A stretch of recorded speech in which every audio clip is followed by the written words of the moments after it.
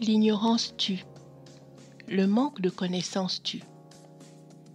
Jésus disait que mon peuple périt parce qu'il lui manque la connaissance. Donc il est important de connaître car cela nous libère de beaucoup de choses telles que les croyances limitantes. Nous sommes tous des ignorants ambulants et certains croient tout connaître alors qu'en réalité, ils devraient avoir l'humilité de se dire que la seule chose qu'ils savent, c'est qu'ils ne savent rien. Donc, on apprend tous les jours, on découvre et on se découvre tous les jours.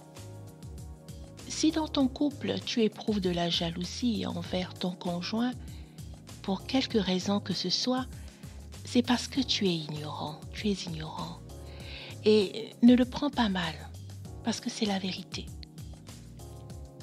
Il y a des actes que nous éviterions de poser si nous savions le mal que cela nous fait en réalité.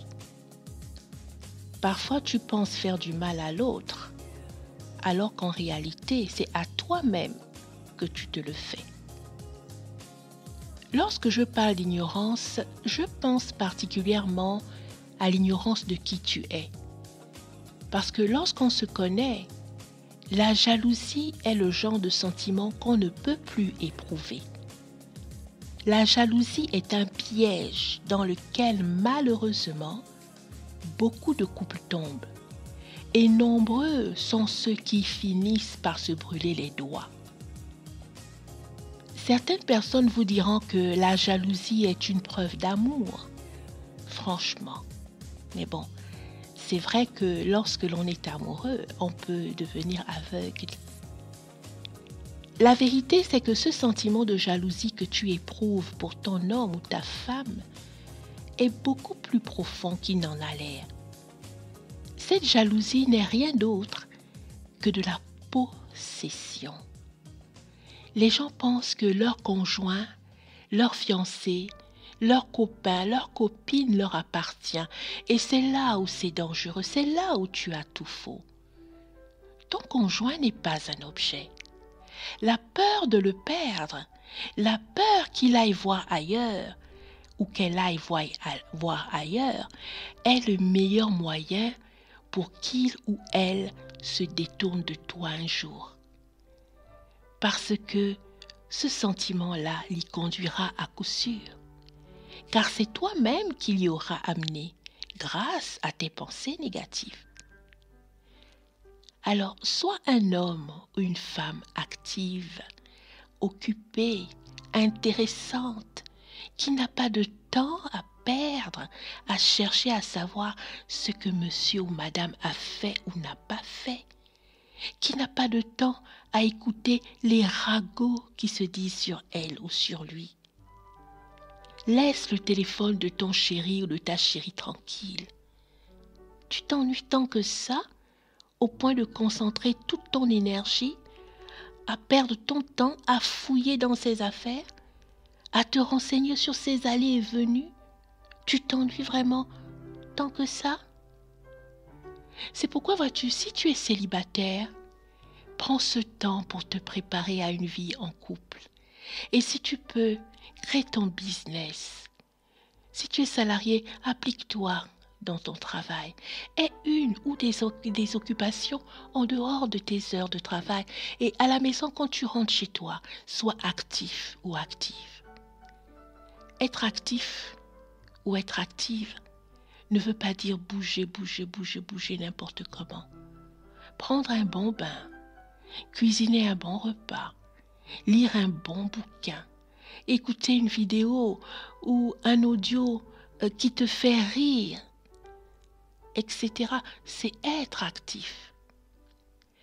Être devant la télé à zapper d'une chaîne à une autre, c'est être passif. Alors, si tu as un conjoint jaloux ou jalouse, s'il te plaît, prends en considération ce que je vais te révéler. Ta jalousie n'a pas commencé le jour où tu t'es mis en couple. C'est une jalousie qui te vient de ton enfance, qui existe depuis ton enfance. et les causes sont multiples. Et pour t'en débarrasser définitivement, il va falloir que tu sois avant tout sincère avec toi-même. À quoi cela t'avancera-t-il de te mentir à toi-même? Si tu veux réellement vivre en paix dans ta relation, tu dois repartir à la case départ et faire un travail sur toi-même qui consistera à rechercher dans ton enfance les fois où tu as éprouvé de la jalousie envers quelqu'un. Ton point de départ, c'est ta famille de sang, ton père, ta mère, tes frères, tes sœurs d'abord, le cercle familial restreint, et le reste vient après. Cousins, cousines, oncles, tantes, amis et connaissances, etc. Et tu vas répartir cette recherche en 3 sections. Tu essaies de te souvenir de 0 à 7 ans. Et as-tu éprouvé de la jalousie envers quelqu'un? De 7 à 14 ans, de 14 à 21 ans. Tu le fais sérieusement. Tu écris tout cela dans un cahier et tu prends le temps de le faire dans le calme. Ça peut être la venue d'un petit frère ou d'une petite sœur qui a accaparé l'attention de tes parents et que tu n'as pas accepté. Ce qui est sûr, c'est qu'il faut que tu te poses la question de savoir si à un moment donné de ton enfance, tu as perdu l'attention de ton père, de ta mère, etc. Peut-être de ta grand-mère ou de ton grand-père si c'est elle ou lui qui t'a élevé. Ça peut être un de tes frères ou de tes sœurs qui était peut-être plus intelligent, plus beau ou plus gentil, plus intelligent parce qu'il ramenait, c'est ce que tu te dis, parce qu'il ramenait de bons résultats scolaires et à qui l'on vantait l'intelligence, la beauté, l'élégance, etc. Il se pourrait que tu sois resté enfant unique pendant longtemps et qu'à l'âge de 15-16 ans, ta mère se retrouve à nouveau enceinte.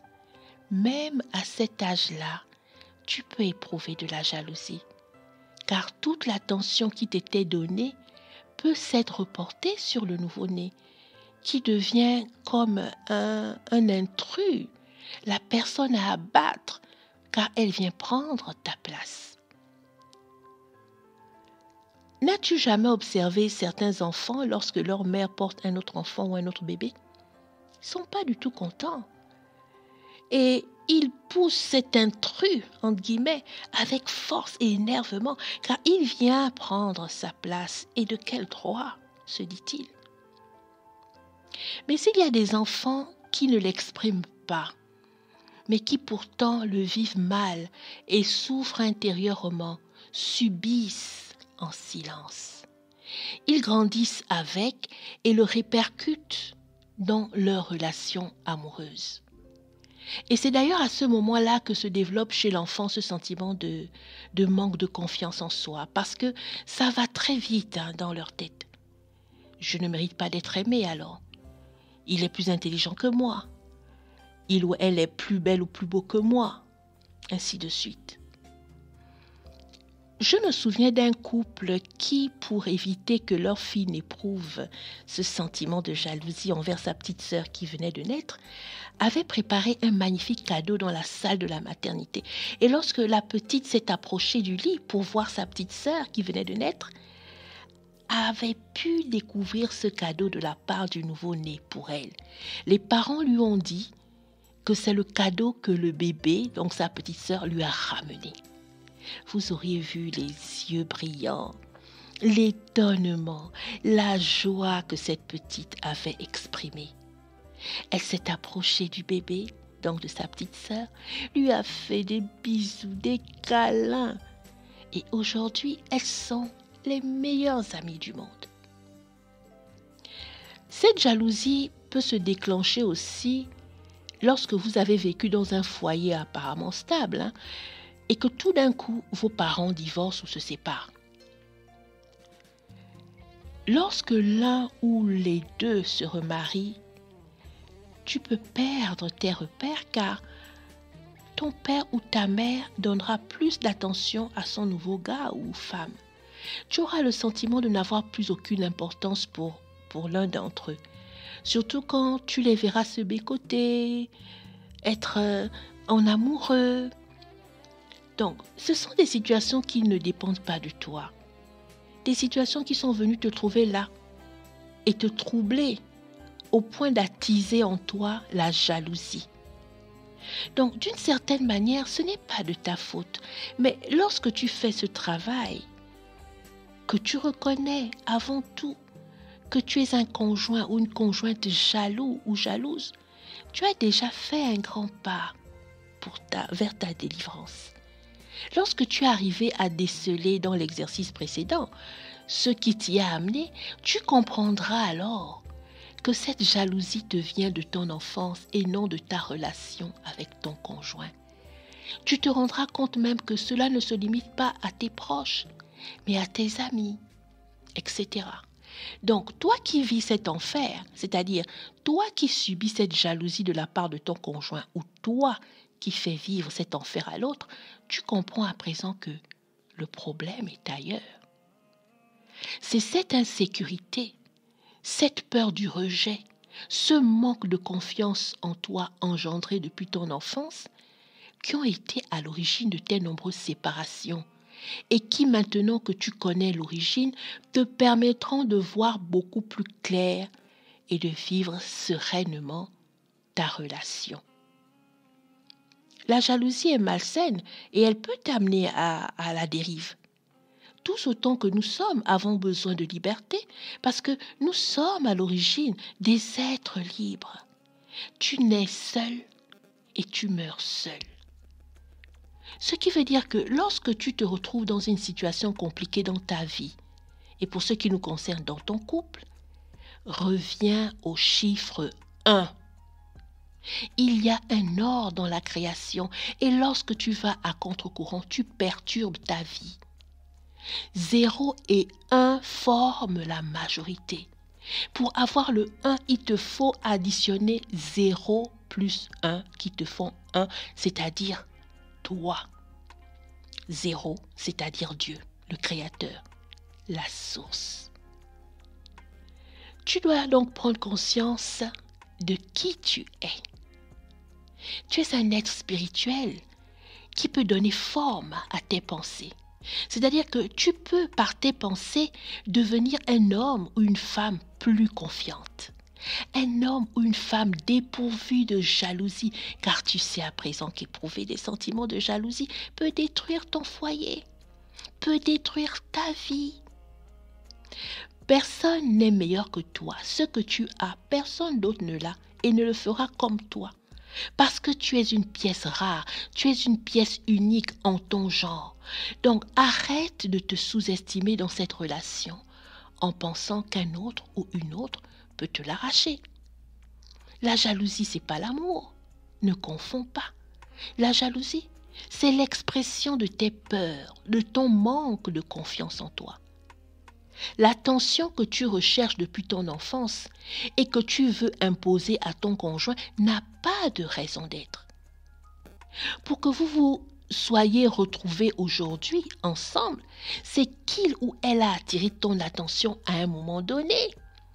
Alors si tu veux qu'il ou elle continue à être attiré par toi, laisse-lui sa liberté.